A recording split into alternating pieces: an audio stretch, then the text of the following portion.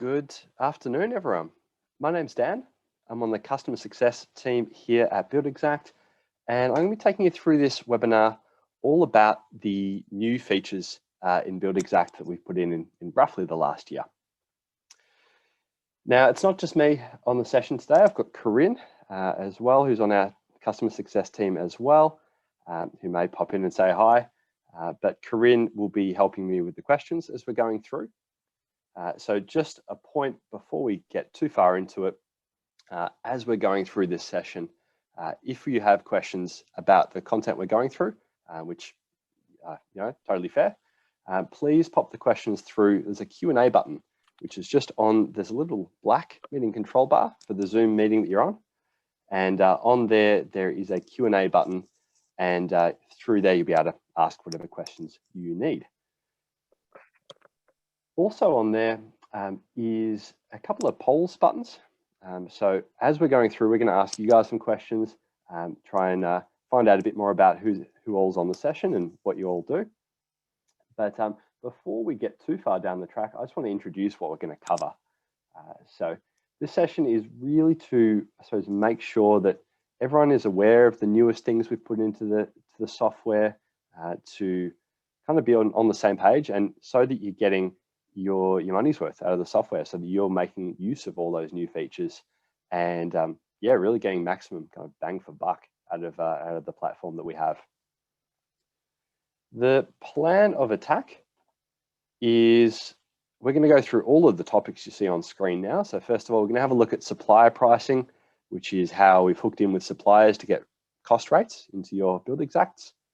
We'll have a look at, similar to supplier pricing, how you are now made more aware of prices as they become out of date or change, which is particularly well fitted at the moment, considering material prices are going a bit ballistic. We're going to have a look at something called redistribution, which is around the moving of markup for PC items largely. And that one, we're covering that mainly because we get a lot of questions around it. So we want to make sure that it's clear to people how that works. We will have a look at the client portal and how you can use this to engage your clients better and give them a better experience. We will have a look at how the new quote looks, because we've done a whole bunch of work enhancing how the quote prints and exports. Towards the end, we'll talk just about some of the webinars we run. If you're not familiar, we run 6 webinars just like this one every week on different topics, and how you can communicate better with us as well. That's quite a bit to get through, but towards the end, or right at the end, we're going to have a Q&A session for any kind of random questions that you might have or anything we've not been able to get through during the session. I did mention already that if you do have questions on topics as we cover them, then please do let us know, and between Corinne and I, will be able to get back to you and answer those. But just to say that if we don't manage to get to your question today, because there are a huge number of people on today's session, if we don't manage to get back to you today, we will absolutely be following up on all questions that we miss. Brilliant. So the first thing I'm going to do is actually launch a poll. So you all will see on the little control bar that I've been talking about, there'll be a polls button, and it's either flashing orange or it's got a little orange dot on it. And there's 2 questions I want to know about all of you. So I would love to know what kind of work you all do, just to get a sense, and that will help me customize a little bit the content I'm talking about.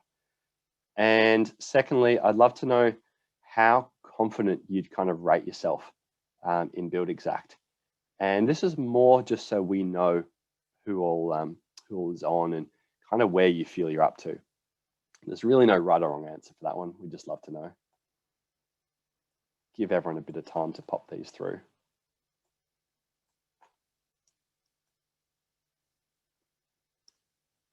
There's a question come through already. Will the session be recorded and accessible another time? Yes, you've beat me to the punch. That's a great question. So yes, we're absolutely recording this. And at the end, you'll be sent a follow-up. I think it's actually going out tomorrow morning. So you'll be sent a follow-up email, and within that email, there will be a recording.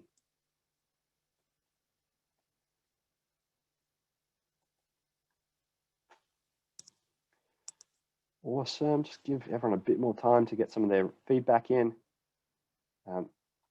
I personally find this stuff really interesting, so I'm going to share some of it with you.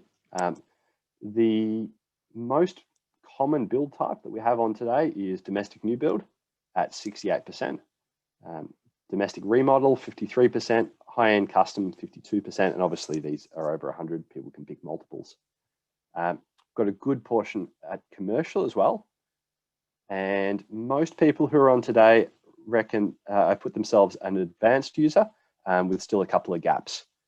That and moderate user, they're the most common ones.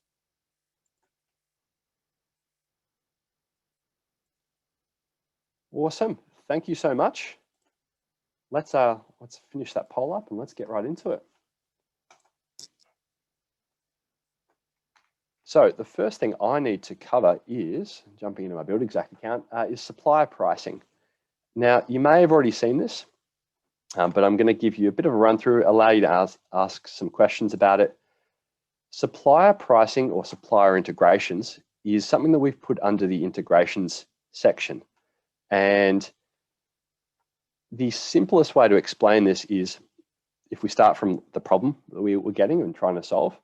So to date, the only way to really get catalogs or price items into your catalogs area was by loading them from Excel, which worked, but we were getting, people didn't always find it that easy, and they were asking whether we could just hook in directly with suppliers, which is ultimately what we've gone and done.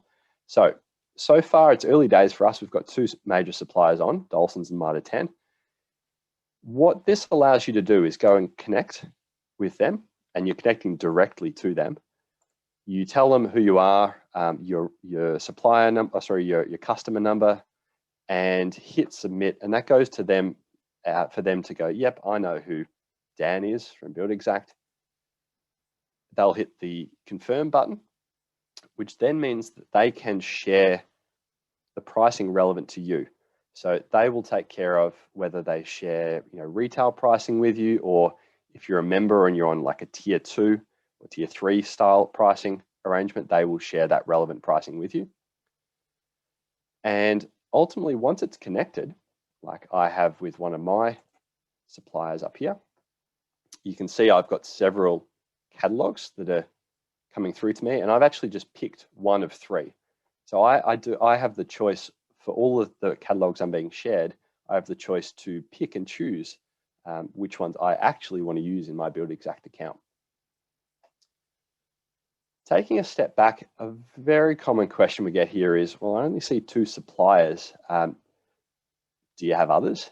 And I mentioned it's kind of early days for us, but the best way we've found so far to get traction from any supplier is through you guys. So what really moves the needle for a merchant, for a supplier, is their customers asking for things. And hence, if your supplier is not here, please go and invite them. That will send them an email explaining who we are as Buildxact, what we're trying to do with this whole price sharing idea to make it easier for everybody. And that then starts the ball rolling for them to be able to connect with us, share prices, connect with you, and really kind of plug themselves into all of this. So if you don't see a supplier, please go down the path of asking them very nicely. One thing I do want to show you is once you do connect with them, where does the pricing actually go? So I'll show you this, and then I can see we're getting a lot of questions for this. So I may pause for a moment and just have a look at some of them. But I know Corinne's also really typing away. Once you do connect with the supplier like I have, you will get a catalog coming through from them. So the end result of all of this is that you get a catalog from the supplier, or multiple, you can get plenty of them, that shows up in this catalogs area, which means that like any catalog that you'll have here, it's available to be used in an estimate, in a purchase order, in a variation. It pretty much just adds this to your bank of prices. As I see it, the biggest single benefit of all of this, and there's a couple, but the biggest single benefit, in my opinion, is that it takes away the need for you to have to be updating prices as regularly or / at all, because the catalog here will stay up to date as well as the supplier's ability to update it, which we're going through that with them, and that's pretty good.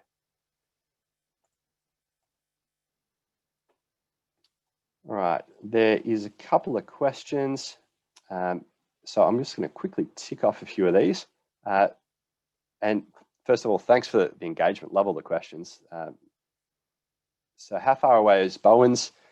I can't tell you the answer to that, I'm sorry. As I mentioned earlier, each supplier has to opt into this. So the more you can put a bit of pressure on them, the faster this can happen. So this is very much relying on you guys. So please invite your suppliers, and that'll keep the ball moving. Question, are you talking to Bunnings as well? We can't tell you who's potentially in the pipeline, but all I can say is if you're keen on someone, even if they're already looking at it, it absolutely can't hurt to keep a bit more confidence that you guys need this, which I know you do. So please continue to chat with them.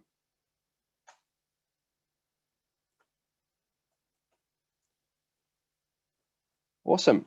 If you are, there's one person here saying they've got an error with their Dulcens integration. If that's you, please contact us through send us a message, and our support team can look at that. But for now, I'm going to keep moving, and we will be able to circle back to some of these because we do have a fair amount to get through.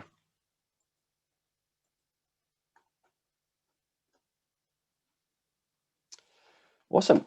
Next section I want to look at is quite related to the supplier pricing because it has a lot of similarity in well, the updating of pricing is relevant to what the suppliers need.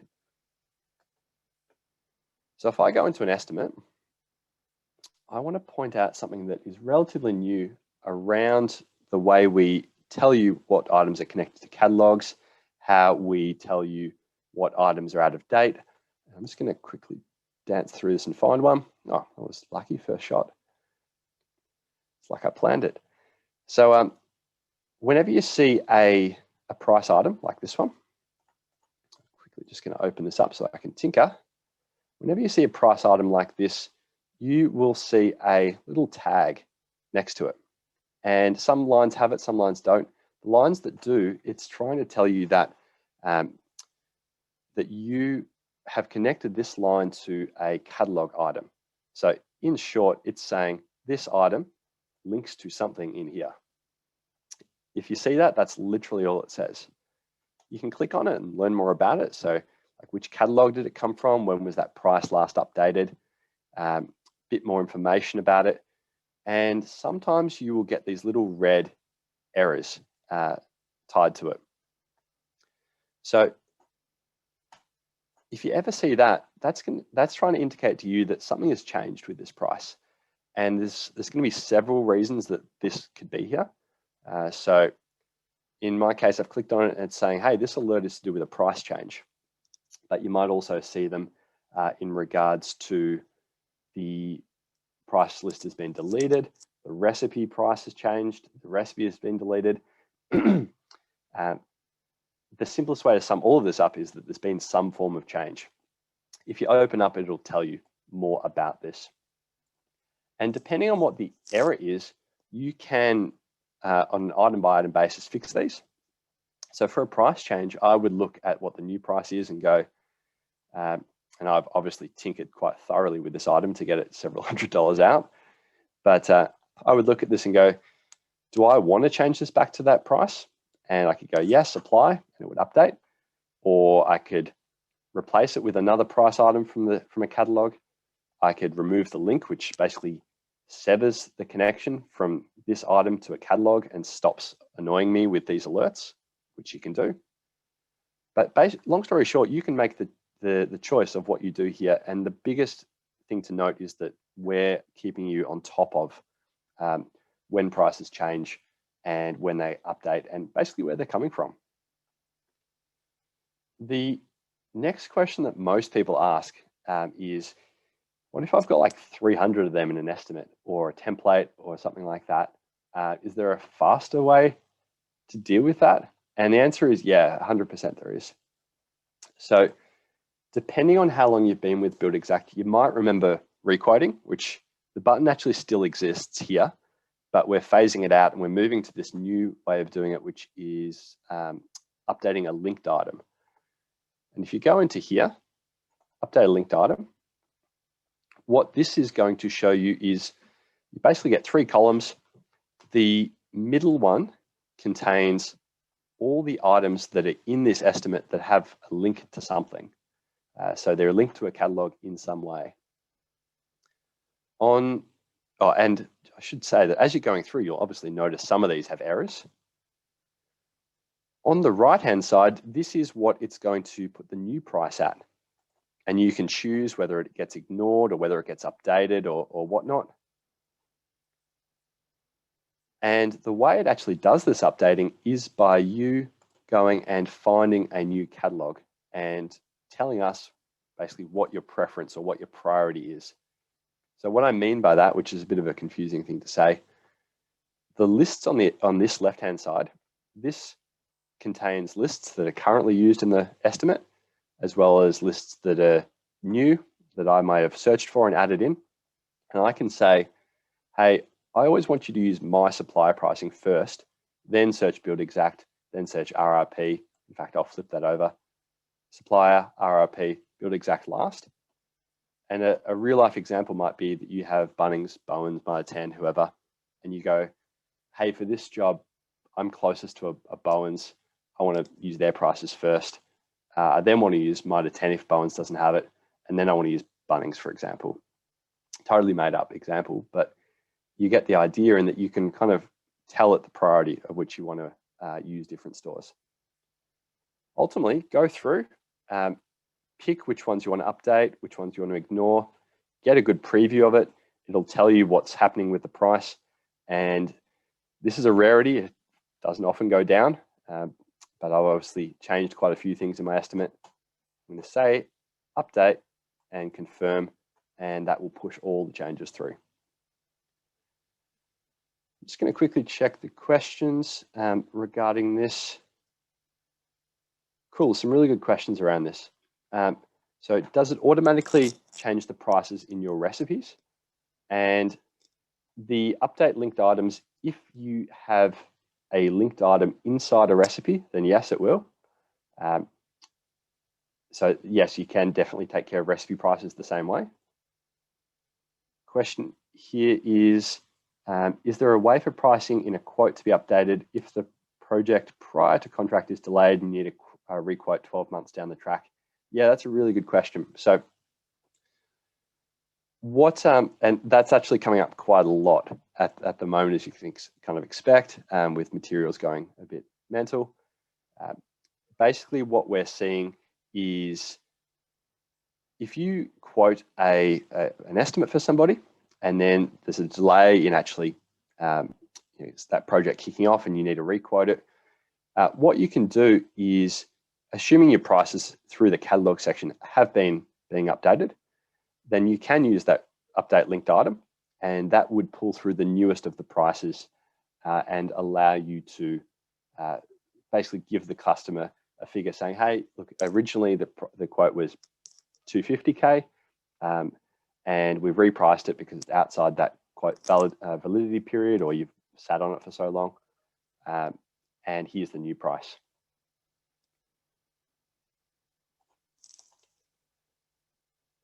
Beautiful. All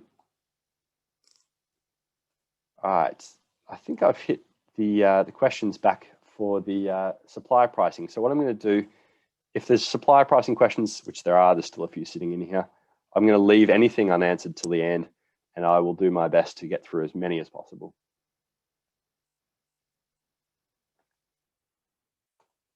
Awesome. Next thing I want to look at is redistribution and PC report. So I mentioned that this is something we get a lot of questions about.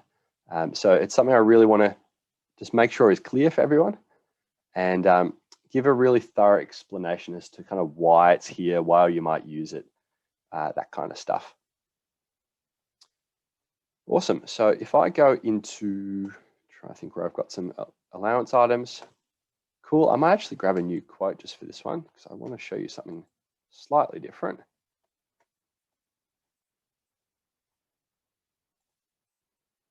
Yeah, perfect. Awesome. So with this new quote, you will notice on the right-hand side, we have P, N, S, and T. Older versions of Buildxact or older quotes don't have this N button. They just have P, S, T. And hence the update we're kind of giving you is around this N button, which is all around this whole idea of redistribution. So we're going to start with, I suppose, what it is and why do we have it at all. And then we're going to go through some examples of it and also some suggestions as to whether, you know, what scenarios would you use it and what scenarios wouldn't you use it and whether it's useful for you guys. Because everyone's very different, and working here is totally reminded me of that 1,000 times over. So in short, if I have a PC item like this guy, the dishwasher, not 10 of them, just one. I have this PC cost and I have this redistribution button, which is most visible when looking at this sell price. Also something new. So if you're looking at this blue box, 1320, that's the sell price that the client sees. Let's start there. And you can click on it and see how it figures out the 1320. And it gets there by going, hey, it's 1,200 bucks plus no markup plus tax gets you to 1320. Now, a lot of questions come straight from the fact that, why doesn't this say I have markup on it? That's really weird. And this is all wrapped into the same redistribution thing. So redistribution in a nutshell is the ability to grab markup from one item, move it somewhere else, and it affects how your quote is shown to the client. So for example, if I start toggling through these and go N, which means no redistribution, don't move markup at all, it'll show full price and the client will see that. If I go C, it goes down to 1320 because it's moving the markup within the same category. And E is moving the markup everywhere within the estimate. So first of all, it's around just shifting the markup, which is needed for some people to, I suppose, when they're presenting a quote. And what I'm going to do now is print a quote and kind of show you how that flows through. But I might just add one more bit of context first. If you are the type of builder or the type of trade where you're very, very transparent and your clients know that there's, say, 20% markup on something already, this is probably less of a concern for you. In fact, I would suggest that you don't, at that point, really need to be moving markup, because the ultimate point of moving markup is to be able to kind of shift it around and hide it a little bit. So just upfront here is, if you are that really transparent type of builder, N is probably the best option for you, versus if you're looking to shift markup, then C or even E is going to be one of the better ones for you. So let's go print my quote and I'll actually show you what that kind of output looks like. So I'm going to go save. Note that I've only actually got one cost in here. I might just add a few more really quickly. One of them, one of them, one of them. Beautiful. They're all being redistributed within the category. So I'll go print this quote. And I'm going to use the old style of quote because I don't want to steal any thunder from myself in the next section. So I'm just going to actually open up this and point to the fact that we have some extra options around the PCs and how they present. So whether you want to show it with tax or without. Just a side note, personally, I go full breakdown because I like the idea of just showing it all laid out. But I'm going to print that.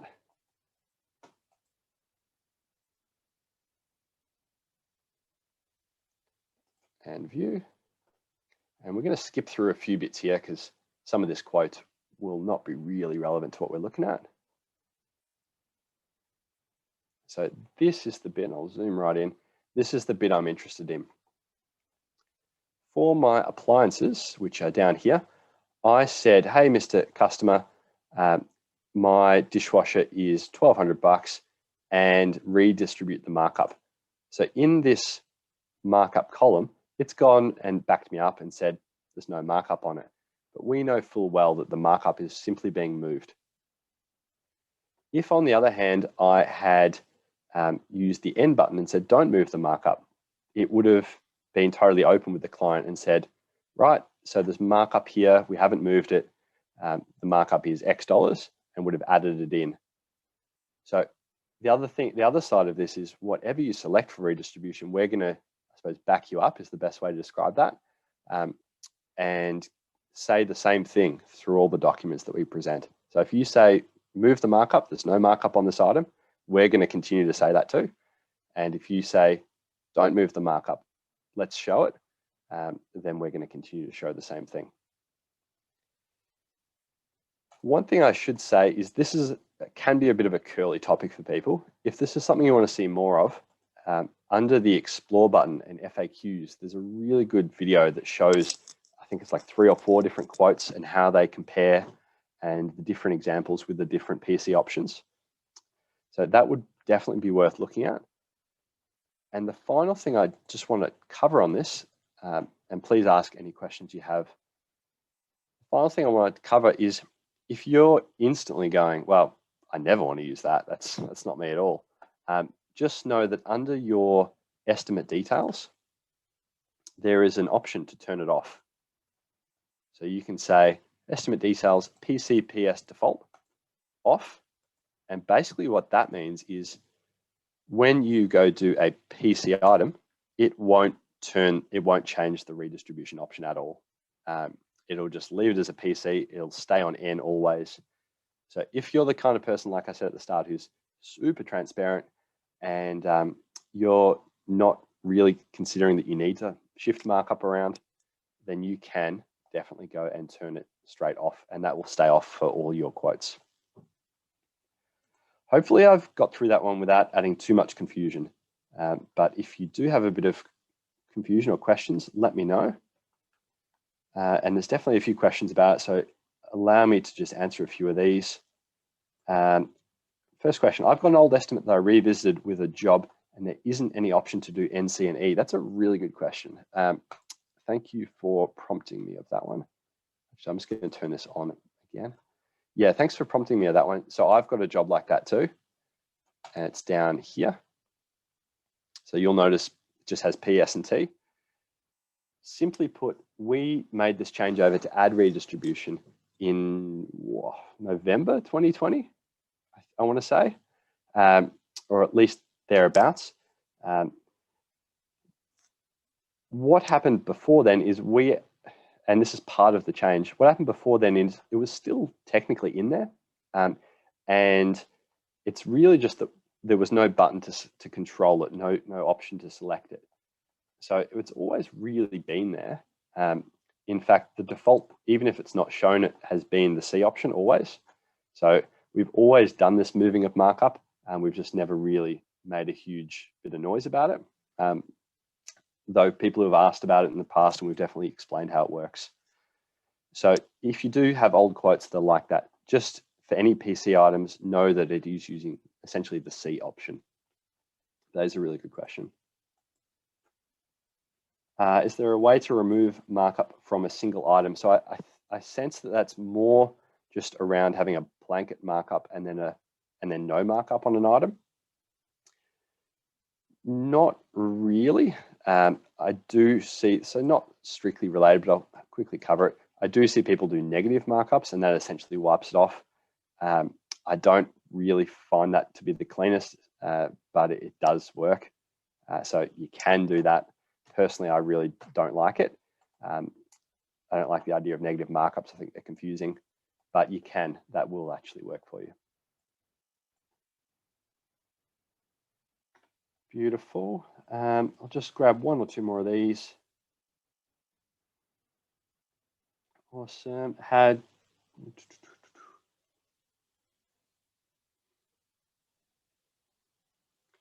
all right, cool. So I think we've actually got to the bottom of most of the redistribution questions. There is a question about quote layout, which is 2 topics after this one.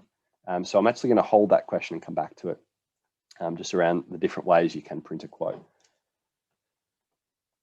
Awesome. The next thing we want to look at is introducing the leads area and the client portal. Now, a lot of people will have seen leads and know what it does, but it's worth a quick mention, especially from the perspective of the client portal and how that is visible to your client and how you can control what that client sees. So I'm going to start from a lead. I'm going to create a new one. In summary, if you're not familiar with what leads is, and I should really actually point this out actually, if you are on an entry plan, you are doing estimating only, you won't actually have a leads button. And that said, it's still 100% worth you knowing what this does, because this is definitely a program you can kind of grow into, I feel. Yeah, even if you don't have it, absolutely worth you knowing. But in short, the leads is like a pre-estimate phase or a pre-sales phase. So that kind of means that you can go and enter people's details in as they express interest of working with you. And the winners of leads will become estimates. So that kind of means that you can have all these details in here. Some of them will go through and become quotes. Some of them will go off and become nothing. But it's great for capturing all this information about people. And a side benefit is you can export out of it. So we see actually quite a number of people who will grab this whole leads kind of database and use it as a way of doing mail outs, like a newsletter every year or 6 months or whatever you like. And they'll go and grab all the clients that they touch base with that didn't go forward and become an estimate. I'll send a newsletter out to all of them. So there's a lot of kind of side benefit things you can do with it that I quite like. But anyway, I'm getting sidetracked. We'll go in and capture this lead, and we'll go Dan from Buildxact. Add him as a new client, which throws me into the clients bit. Dan, I'll just be Dan C for now. Obviously not a real number. Daniel C. Sorry, guys. It's probably alarmed to tell me I'm supposed to be here. Buildxact.com. So I'll pop that in, save it, and that will create the lead for me. And like I said, in short, the lead is just a capturing area for data. So the main thing I'm going to focus on in just a moment is the client portal, because that's, I think, the best bit, or at least the bit I'm the most impressed with.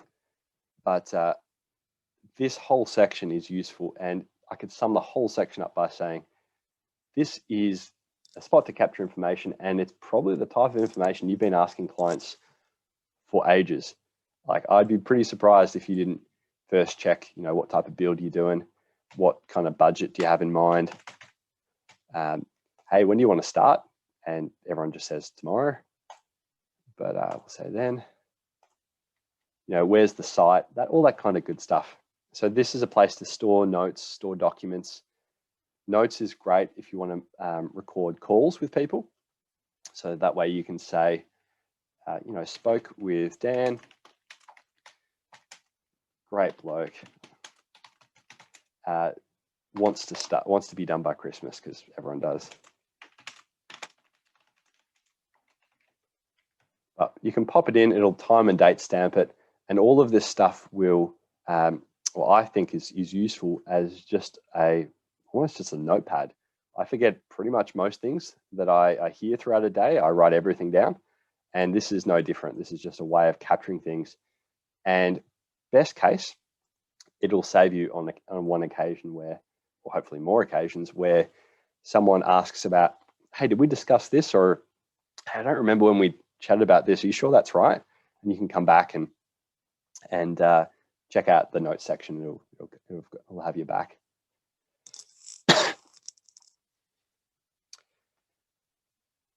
Awesome. Now, without further ado, we should get into the client project, and I'm going to cut to the chase, show you what it looks like, and then we'll circle back to just how you create it, because there's one or two key things I really think are worth covering as far as how do you make this client portal live. But 99% of everyone wants to know about what does it look like and how do I share stuff and what does my client see. So we're going to cut to the chase. Beautiful. I'm going to go and be a client for a moment. So this is the front face of the client portal. And when they log into yours, they'll see your logo and your brand colors as well. So this is slightly different to your one. And in a nutshell, the client portal is, I suppose, well, there's a few benefits to it. One is that, it looks professional. So this is, I think, something that as a client, you would think of as more kind of related, synonymous to bigger builders. And this is something that you can easily use as part of your subscription. So it makes you look awesome. B, it forces everyone to be a bit more organized. So what that's saying is it forces your client to get messages through one channel, forces you to have everything in one spot and them to look for everything in one spot. So kind of, we're trying to do away with emails everywhere and phone numbers and calls and text messages everywhere. We're trying to consolidate all this into one nice little bundle. But should quickly note as well, obviously, well, obvious to me, but worth pointing out, I've changed the colors on this. So I didn't like the stock ones. I changed it to my own style of gray. And with my logo, you can do the same. I'm going to go through some of the sections in here to show the quotes I've got. This one I think is the new style quote. Which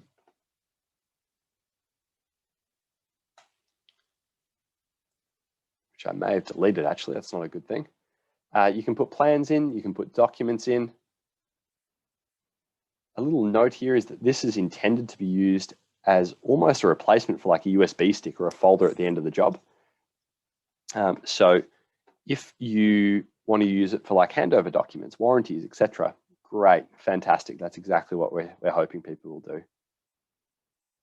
We should also mention on that point, because a question we often get is, what happens if I am done, I've done my time with the client, do they still have access to all this kind of stuff? And the answer is, yeah, we will support and keep this portal open for that client on your behalf, even if you actually leave Buildxact and go somewhere else.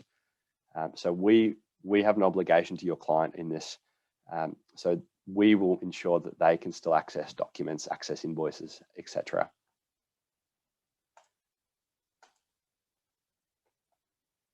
Beautiful. They can message you, they can see current work. And one thing I should point out is, although the client portal is within the lead section, which naturally comes before estimates and before jobs, it is not uncommon at all for people to open the lead, then open the estimate for the client, then open the job, and then go, oh yeah, we're running the job now, we should go open the portal, and take 2 steps back to the lead, open the portal. No stress at all. You can open this client portal project, I say portal. You can open that really whenever you like. So if you want to open it when they're just a fresh prospect in the lead stage, awesome. If you want to wait until there's a quote to send them, no problem. If you want to wait until you actually win the job with them, which honestly is probably the more common one, either the job stage or the estimate stage, then that's fine too. Totally your call. Now, final thing we should cover off here is just how to start it. And I summarize this as 3 steps. And once I've done this, I'll circle back because there are quite a number of photos with this. Quite a number of questions with this. So 3 steps to make this portal a thing and get your clients in. Step 1 is publish.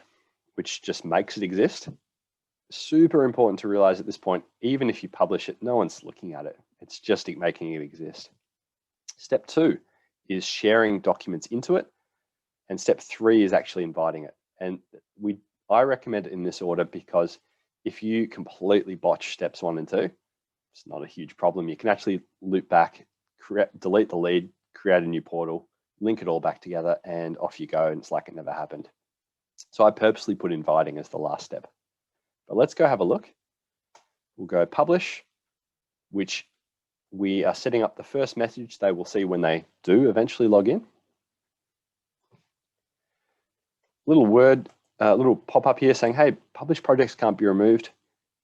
You're going to see a few of these, and just keep in mind that what I said before about the client needing to retain access to this. So we've almost taken the opinion that the client owns the portal. So it's something you provide to them. But when it's very, very similar to email, actually, when you send someone an email, you can send them a revision and go, oh yeah, I just made a mistake, or I need to change this. But you can't then remove that information from them. And the portal works very much in the same way. I'm going to publish that. Step 2 is it'll go published. It's got an option to invite, which I won't do right now because I want to share some stuff in. This is something I recommend to people. And the thinking here is, if I can find it through the myriad of stuff I've got. Cool, let's just put an oven in.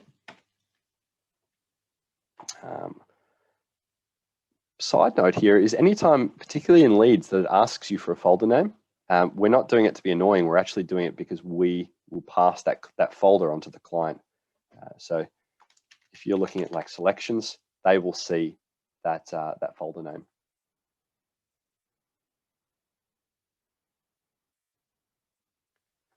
So I've done that. I want to share. So once a portal is open, throughout the estimate, throughout the job, throughout the lead, you will have share buttons all over the place. Pretty much anywhere you've got a download or a print button, you'll have a share button. So step 2 for me is I fill this portal with good things.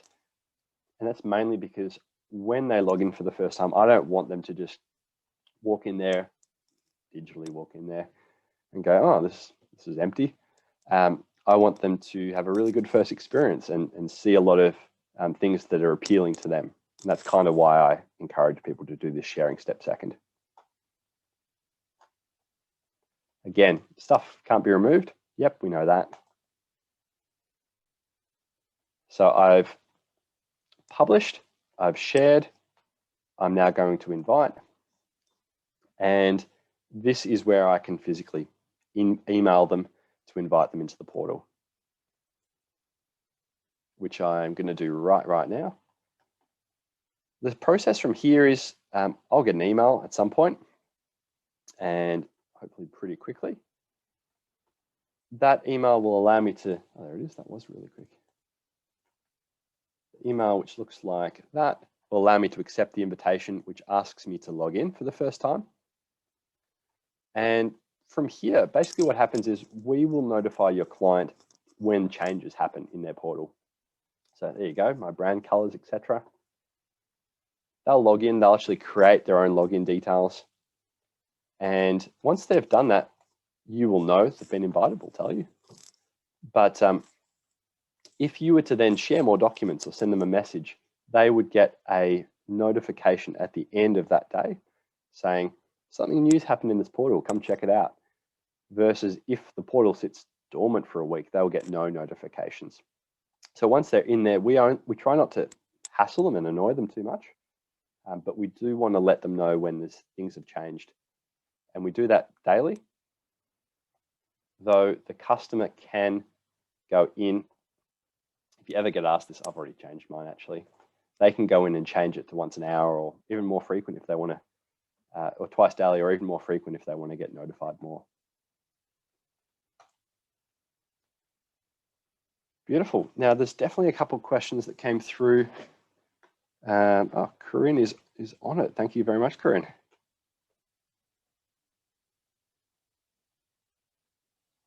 Awesome. Are there any, I'm just going to quickly squiz, are there any questions about the client portal? that we haven't covered? It doesn't look like it. No, cool. Though we do have a bit of a bank of questions for the end, so we'll make sure we get to those. Awesome. Now, the final main topic I want to cover is all about the new quotes and how they look. Then we're going to look at, excuse me, then we're going to look at some of the webinars we run and how you can contact support and interact with us. And last but not least, we'll look at the Q&A or any of the questions that we've built up. Actually, there is a quick question. Is the client portal mobile friendly? Yes, it is. Good question. So as with anything Buildxact, it'll resize for different screens, and the portal we've gone and given a special once over to make sure it works extra well on the mobiles. So yes, no issues there.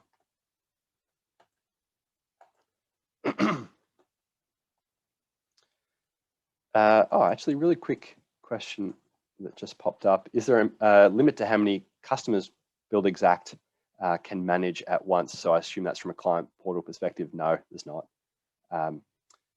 So being an online company, as the demand and as more customers come on and more request is made of us, we just buy more space. So no, that's fine. Actually, there is one last question. I think I may have opened the floodgates on client portal questions, but that's okay. So someone wanted to know, where is the document I just shared? So spoiler alert, this client portal you're looking at isn't actually the one I'm sharing into. This is just a dummy one that I used to demo. But the document that I shared to, when I had shared it, it gave me the option of which area to share to, and I selected documents. So that means it will drop into this area under a section called selections.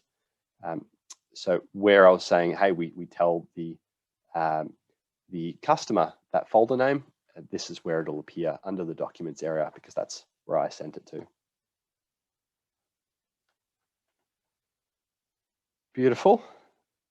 Let's keep moving. All right, so jumping into my estimate, I want to look at the new kind of styles that we've got to present quotes. And I want to show you the difference. So I'm going to start with the older one very quickly first. So I've actually got a few. I've got one I've made myself. But in summary, Buildxact has two styles of quote presentation. We have this print-only layout, which I've been telling people is a bit of a no-frills kind of style. It's black and white. It's got some images on it, but it's very factual, and it's to the point, which I quite like. I actually still think there's a good use for it. Versus the customizable layout, which is, in my opinion, kind of the fluffier, bells and whistles, it looks great kind of quote. Ultimately, both are giving the exact same information. It just looks different. It's just presented in a slightly different way. So I'm going to very quickly just show you the old one so we can have something to compare to. And this is the one that probably most of you have already seen. I'm just going to quickly print that.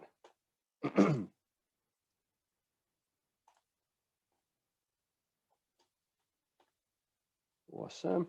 So yeah, this is, as I mentioned, probably the one you've already dealt with. You know, black and white, some images, but very, very straightforward. And this is the one we've been using for a couple of years now. And I suppose the change in all of this, or why we made a new quote format at all, was largely from feedback. And if you've been to one of my other webinars or something else I've presented, I've probably said this before, that we don't build houses, we build software. So we rely very heavily on feedback, and we got a lot of feedback saying, hey, you know, I've started getting to the point now where I get your quote and I fiddle with it and I make it look better. Is there any way you guys could do that? Or we had people saying, hey, this never used to happen, but now I'm quoting against other Buildxact builders and the client's got two quotes that look pretty much the same. What can you do? So solving those problems, that's where we came from. If I go and change the layout and go Buildxact customizable layout, the big differences between the old and the new are each of the sections on the quote is now more obvious as far as how you turn it on and off. We have a preview of the quote. You can go into each of the sections and change. I mean, the layout's drastically different. Let's not miss that point. But you can go into any of the sections, change the cover images. You can go through, and there'll be a few extra options around like presets. Oh, actually, no, sorry, presets were in the old one. There'll be a few extra options around just how it actually presents, particularly the style and the coloring of it. One thing I should definitely mention is, if you're so inclined, there isn't an option for advanced editing. So know that unlike the old quote where it was just, if you wanted to change it, you change it in Word, that's it. There is this advanced editing, but I do, with this comes a bit of a disclaimer that some of this stuff in advanced editing is super easy. So you could change this from quoted to estimated items really easily. You could change the font really easily, size, etc., all that kind of good stuff. And for some of the real basic things, advanced editing is perfect, and there's no major headaches with it. My only, I suppose, just word of caution is you can definitely get down to the nitty gritty, which is very much like code based. And if you're confident with that, awesome, go at it. My only word of caution is if you're less confident with this, it may be worth sussing out something like a web designer or someone else to potentially play with this if you want to tinker with it. But I guess my only concern with this is there is a chance that you can get your quote to a point and then you've lost all your work, as in like you've done a whole bunch of changes and then you delete some of the code and all of a sudden the whole table's gone. So with great power comes great responsibility is probably the best way to say this. So what we're trying to do and what we will continue to do is, as we get more and more feedback from people, we're going to try and pull more of what we consider kind of low-hanging simple things out onto this front section so that you don't have to deal with that code area. So just, yeah, a little kind of side note on that one. That said, with the options you do have here, you should be able to do absolutely plenty. Now, I should get into actually presenting my quote. So personal preference, I don't go with quoted items. I actually, because I don't show every item generally in a quote, I'll turn that off. But I will leave quote summary on because that will still show a summary of all the categories, which I like. In fact, I have to turn that on. That would be a smart thing to do. I personally like having a markup separate. And I think I've probably said this before, everyone's so very different. So the option is there for really whatever you want to do. I want to have my allowances shown. I want to show a full breakdown. You can change the text that goes onto it. I want to have my specs in there. And I want to have, yeah, no, I will number that actually. So I want those to be numbered. And anyway, enough tinkering. I should probably just get to the end product. Now with this, there's a few ways of getting it or delivering it to the client. So print, as always, goes to a PDF. So I will definitely print one of them. And then I'll talk about the email option because with the email or share, which goes to the client portal, there's an option for you to do a pure kind of web version, which I really like. So I'm going to make sure I show you that. But yeah, this in a nutshell is our revised quote. And I haven't changed images yet, obviously, or really all that much to be frank at all. But yeah, this is me, standard cover letter. I'd probably add a bit more to that. It's a bit short for my liking. It's got my allowances in it as a full kind of exploded breakdown, which I prefer. Down, down, down into the specs and inclusions. I really like that we now put the photos at the top of the specs. So you'll see it better there. There you go. Particularly if there's lots of images, it doesn't take up so much space and you get a nice little gallery view. I think that's a lot cleaner. There's actually quite a lot of specs in this job, so I'll keep moving. I turned on the summary to show all these categories, but you could turn that off. And I selected markup to be separate.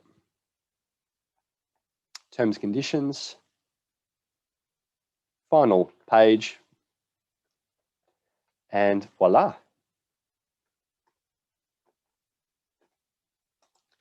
Now, I mentioned I would show you the web view, so I will definitely do that. We're going to email this one. And the reason I'm such a big fan of this is I personally just like the formatting. And I think similar to the client portal, it's a simple thing that makes you, get rid of those, makes you look, that bit more professional. Daniel C at, there we go, that's me. Yeah, it makes you look that bit more professional. And yeah, if nothing else, I just think the formatting's better. So let's cheat a bit and just find this email. There we go. I'm just using the communications area to see the sent email, just to grab the link out of it, just being a bit cheeky.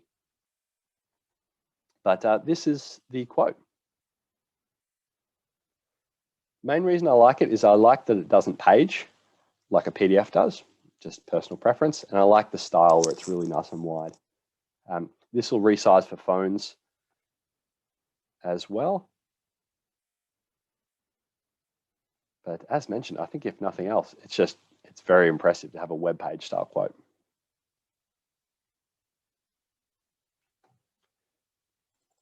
Beautiful. Now I should keep an eye on time. Don't want to go too far over. So the final points I have to cover before we get into all these questions, which we've got a bit of a backlog of, which is good. Questions are good. Questions are always good. The final point I need to cover here is just around the webinars that we run, which is a newer thing. So some people will know about this, some people won't. And also we've made some changes to the way support handles kind of the inbound volume as well. So I'm talking specifically about this Explore button. In here, we've added heaps to this. So I'll quickly run through, cover things that we get asked a lot. This session on its own is fantastic to bring you up to speed on what we do. But even if you were to never attend one of these, although you should, we've got this little what's new section in here under Explore that will continually tell you as things are released into the software. So there's one in there about the new quotes, which would go to a video. There's releases every couple of weeks, major releases every couple of weeks. So keep an eye on that. That'll always keep you up to speed. FAQs, heaps of help content, videos. You probably know this already, lots and lots of videos. The big ones I want to cover are the feature suggestions. So if you want us to look at something feature-wise, please let us know. I said already, we don't build houses, and that's spot on. We build software. So do let us know. We use this actually more than people realize. But the big two are the webinars, in that we run 6 in Australia. We run 6 webinars a week, and you can go and book in for any one of them. They're on different topics. So if, let's say you're on an entry plan and you plan on moving up to a jobs, to a pro plan, you could go, hey, I want to go learn all about the jobs section before I do that. Or, hey, I've been with Buildxact for ages, but I've never plugged my accounting in. Cool, you can go learn about that. So that is definitely something worth knowing. And like this webinar, if you do attend one of these, we send recordings to you as well. So if you do register and can't make it in the end or have to drop off halfway, you'll get a recording for that too. The final quick point is just on support itself. And that is to say that if you've used it recently, you may have noticed it's changed a bit. We've tried to upgrade it and make the way that you reach out to us smarter. So if you go send us a message, it's going to go, awesome, what do you need help with? And it's going to try and guide you first of all, simply because we do have so much content that is, people might miss, that we just want to make sure it's being presented well. So if you go, hey, look, I need help on Buildxact, which is kind of a no, that's a simple one because of course you do, that's why you're here. As in, of course, that's why you're reaching out to support. But yeah, what do you need help with? And you can go, oh, estimates, and it'll give you a few options. And you might go, oh, it's not really any of them, something else. And then we've introduced the ability for you to, now you can go straight through to chat at that point, or you can schedule a 1 hour training, which is super popular and book out weeks in advance. I think it's like maybe 2 weeks at the moment, week lead time, or the 15-minute callback, which has been super popular, but we do like 20, 30 of them a day. So you can generally get into them pretty quick. Well worth knowing that, that you can book with us and receive a callback at a time that suits you. Anyway, I'll get out of that. And that's pretty much content-wise, that's it for me today.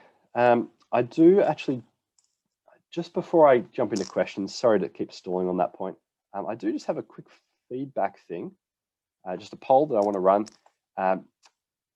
As I may have already mentioned, this is the first one of these that we've run.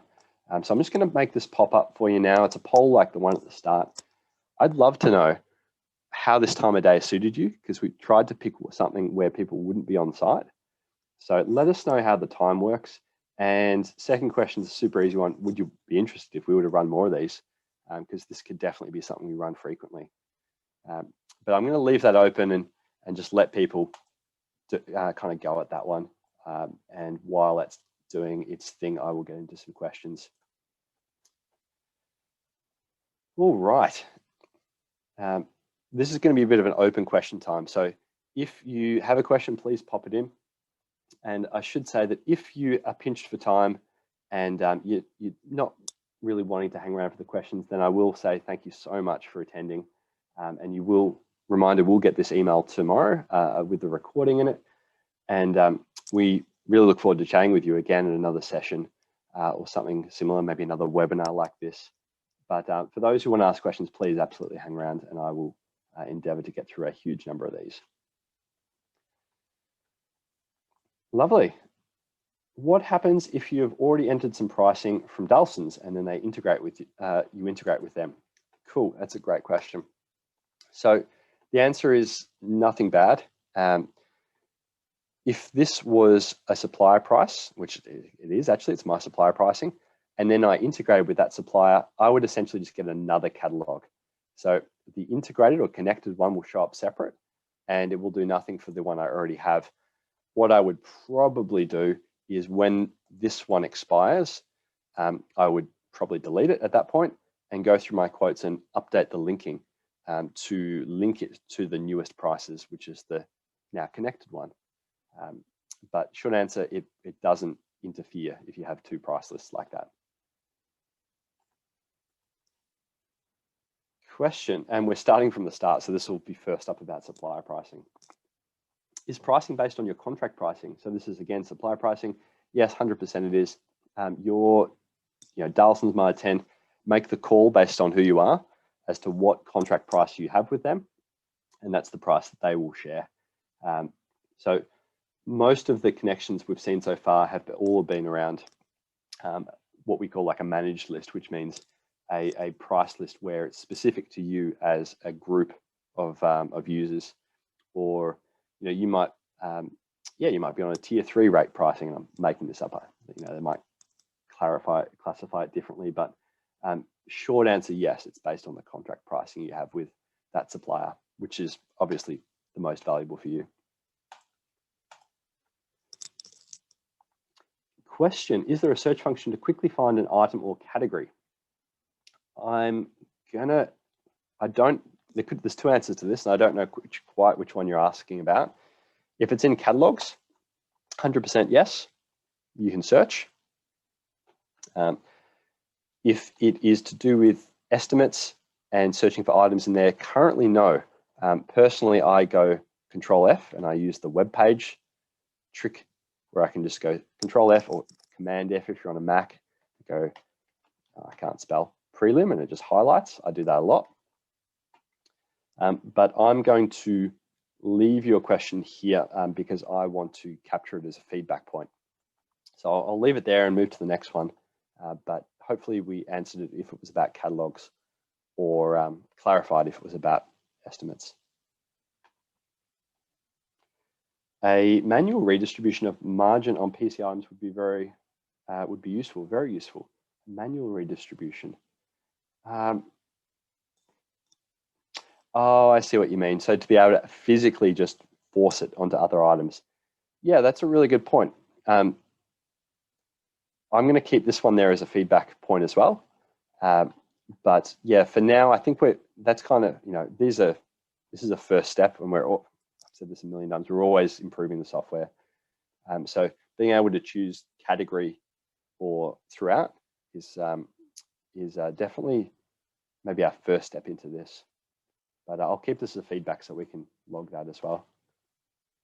I should clarify, when I say I'm keeping this as feedback, I'm basically going to put it into the feedback suggestion to make sure it gets logged adequately.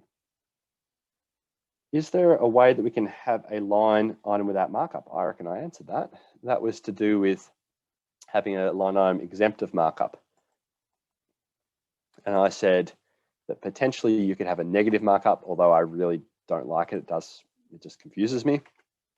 That doesn't really do it for me, but that would actually work. Personally, I like the approach better where if you know you're going to have several lines or even a whole category exempt of markup, I like the approach better where I will go and add markup to all the other categories and potentially even all the other lines. So let's say this is my exempt one here. Make it super obvious and just go exempt, which is probably spelt wrong. Go 2020. So that means literally everything but this one has markup on it. Personally, that's how it makes more sense to me that way. Is there a way of doing a quote and not having the breakdown prices all the way through, just total price at the end of the quote? Yeah, I said I was going to cover this in the quote section and I didn't. I skipped that, I'm sorry. But yes, let me answer your question. So whether it's the new style of quote or the old one, the answer is the same. You're basically just turning things off.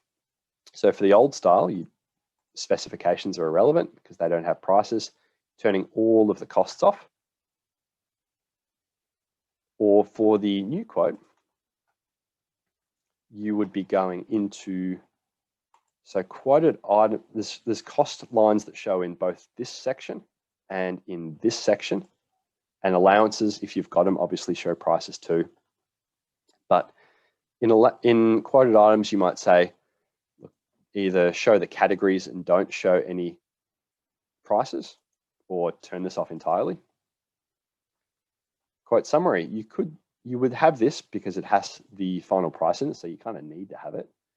But you'd probably turn the show categories and totals off. And that would, once it loads, give you just that, just the summary and the total figure. So yes, definitely.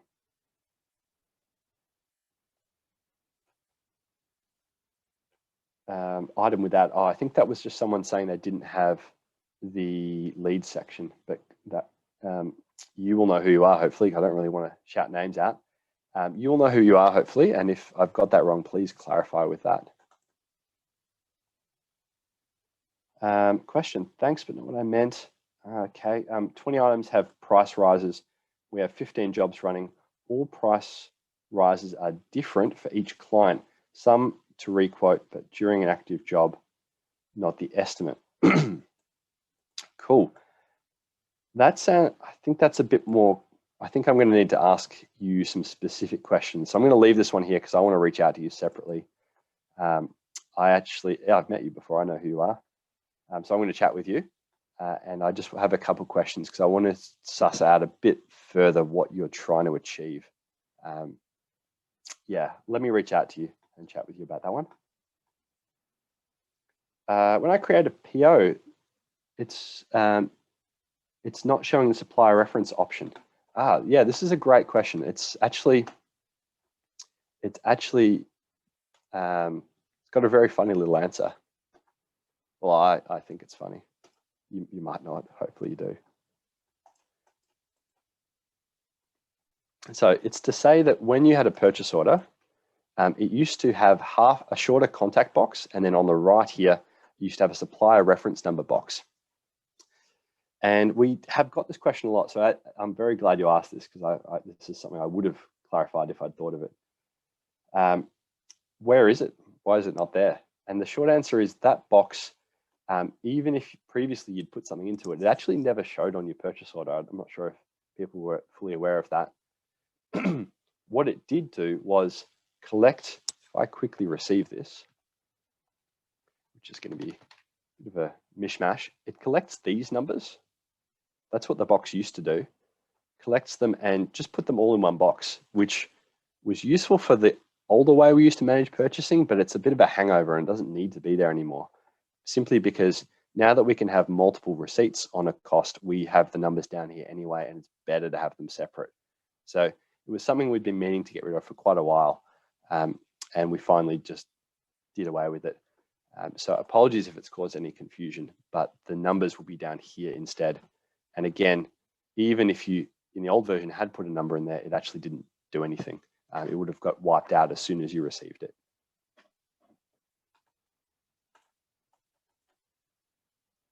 Question for the end, no worries. Can we customize a report on profitability of jobs? For example, total actual costing, including variations. Yeah, we don't, the short answer is we don't really currently do any custom reporting. I can show you the closest thing. I am absolutely certain that custom reporting is on our roadmap, because I know it's something we get a bit of feedback on. And so I can give you some assurance that it's definitely something that's being planned at some point. But let me just go and show you the closest thing that we do have.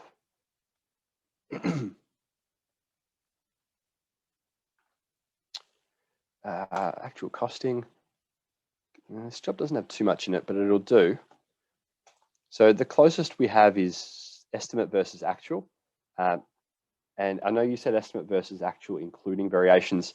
This will include variations. I don't know if there are any in here. Let me just quickly check. No, let's just quickly throw one in. Oh, there are two. Where are they? So those variations, one's electrician and one's in fixtures and fittings. Okay. So apologies for scrolling around so quick if I'm making you dizzy. So security alarm. Okay, that's the extra item. So that item will definitely show in your estimate versus actual report. So it does include variations, and it does give a really thorough breakdown of all the budgets, all the spends. The search trick works in here too. So it's in there, but unfortunately there's no way to further customize this, which I feel is what you're asking. So hopefully this is close enough, or does the job for what you're asking. But if it is about customizing it further, then unfortunately not at this stage. Cool, I'll probably hang around for about another 5, maybe 10 minutes and just get through as many of these, but we'll say once we hit about 5 to 6, I'll probably have to pull the pin at that point. Hey guys, just Corinne here. Apologies, Dan, that I haven't got through all these questions. There are some that I saw that might be good for everyone to answer, and there were some I just weren't sure how to answer. So apologies, I haven't been able to get back to all of you through typing them. Just wanted to say hi. I didn't get to say hi at the start. No worries. Thanks for saying hi, Corinne. Thanks for jumping in. Sorry about that. No problems. And yeah, there definitely will be some questions that I will keep until the end as well. But while there's still quite a number of people on, then I do just want to get through as many as I can. But no stress, Corinne. You've definitely taken the bulk of the questions, which has been great. Can you create new pages in the quote template? Good question. If you're good with HTML, you probably can, but there's no simple feature to do it, is probably the best answer. You could definitely code. I'm almost certain you could code a new page in, but for most people that doesn't help them. So I'm going to say that the answer is, from a simplistic point of view, no. There's currently no function for that, though there's definitely a few things on our roadmap around further enhancements to add things, add new pages, etc. So do watch this space. I know that quote especially is evolving pretty quick. Is there any plans to have a timesheet section within the jobs for staff? Not to my knowledge, but I'll take this for feedback, and I can see where see if there is. It may be something that's on our roadmap that I'm not aware of. After all, the product team takes care of most of that, so it may be something I'm not aware of. But for now, no, we're using Deputy primarily, yeah, not to my knowledge. Am I able to pull the labor out of the entire job instead of doing it manually and putting it to Excel first? I don't know how much I can say about this. There is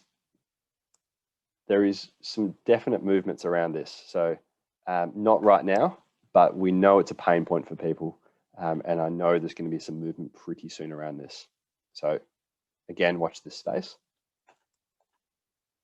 Adding a lead after you've started an estimate. Cool, this is a reasonably easy one. So if I go into an estimate, and I should just reiterate at this point, by the way, if you do need to, if you do have a question later on this evening, and you go, oh, I should have asked Dan that, hit the explore button. You can always search for these questions. Like I know this exact case has an article for it, but nonetheless, I'll go through it. I've just pasted the article in now and I'll send it through. Oh, fantastic. You're a star. Fantastic. So the short answer is this lead details on the details page will either tell you if you're connected to a lead, and if you're not, it'll say connect to lead, and you click it and it gives you the option of leads for the same customer, and you are able to connect it backwards that way. So yes, totally possible. Is there a fully integrated phone app in the making for both client and builder? Not something I'm fully aware of. I know we've put a lot of work recently into the mobile use to make sure that it functions as well as it can on a mobile. So I'm not sure on the app, but I will keep that one as feedback. If you put 20% markup on the top, I know exactly where this question's going. I think I do. If you put 20% markup on the top and also 20% on an individual line, is that line getting 40%? Yes, it absolutely is. The easiest way to see this, especially in the new styles of estimating that have the redistribution button, is, and again, sorry if I'm going around way too quick. There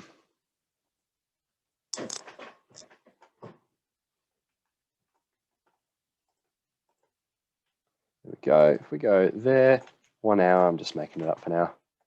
So this item has 20% markup from here and 20% markup from the top, from the bottom, the overall.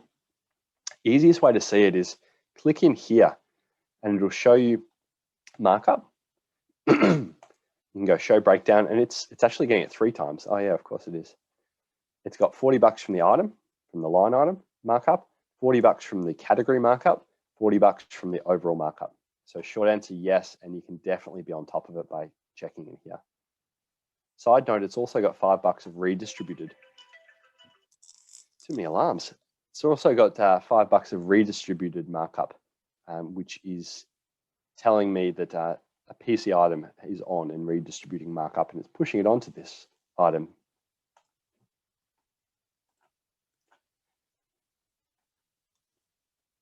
Is there an easy way of checking quantities takeoffs after the job has been accepted? So yeah, this is a good question. So you can always come back and you can view your takeoffs again. Corinne's on this one because there's an article for it. So thanks, Corinne. You can absolutely come back and view takeoffs, totally fine. There is an article which talks about how you can do check measures. And the most common way we'll see people do that, particularly if they're in the habit of budgeting a job roughly and then doing all the fine takeoff work during the job, most commonly they'll copy the whole quote. which allows them to do more quote requests, allows them to do more takeoffs. It's actually a really good way of getting through the job and just being able to rip it apart, change things, etc., without really having to worry about the impact that it has on your live job. So it's actually not a bad way at all. So a few more replies actually related to previous questions. So you'll need something more detailed than that report, but we'll work with it. No problem. Thanks, whoever put that question in. Almost slipped up. How did you get to that layout? Oh, I'm sorry, mate. I don't know which one you're talking about. You know who you are, hopefully. Could you just clarify what you mean there? You would love timesheets? Yes. Yep, I'll keep this as a feedback one.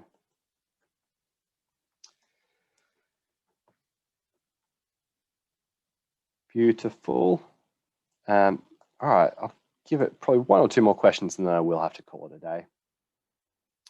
Can those quantities be printed with the takeoff image? Great question. So these things, yeah, can you print them with the takeoff image? 100% you can. Two ways of doing it.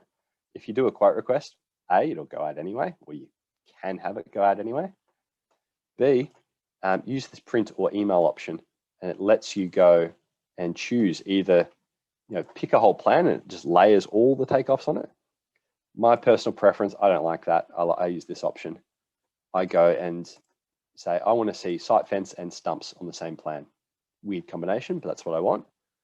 Continue, and it'll print both of those onto the same pages, and that comes out as a PDF. So, yep, easy one.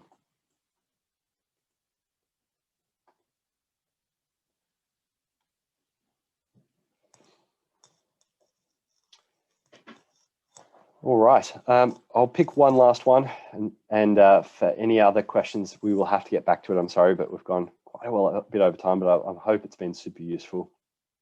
Unless any of these, I think I've covered the vast majority of it. Lucky last is, let me just read this one. Oh, COVID's on that one. Corinne's on that one, sorry, Corinne. One more for lucky last, Dan.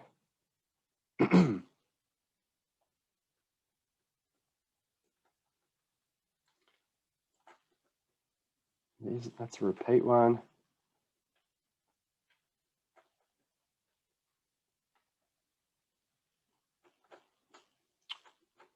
Cool. These are all just, we're getting inundated with thank yous now. No problem. All right, well, I'm losing the questions because they're getting thank yous in so quick. All right, no problem. Let's wrap it up. As mentioned, we will try and get back to as many questions. We will try to get back to people on their questions, is what I'm trying to spit out. And to reiterate what I mentioned earlier,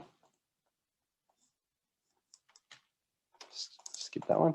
Thank you so very much for making this session and for making it one of the biggest, most highly attended sessions we've had. We will check out the feedback from people about whether they're keen on another one and whether the time's suited. But all in all, just thank you so very much for attending. And we thank you again for being a Buildxact customer. Yes, thank you. Thank you, Dan, too. Oh, no worries. Don't hesitate to reach out to us if you have any questions and you want to have stuff clarified from our support team or any of us here. So thanks again. Have a great evening. We'll leave you all to it. So catch you next time. Thanks, guys. Take care. Bye.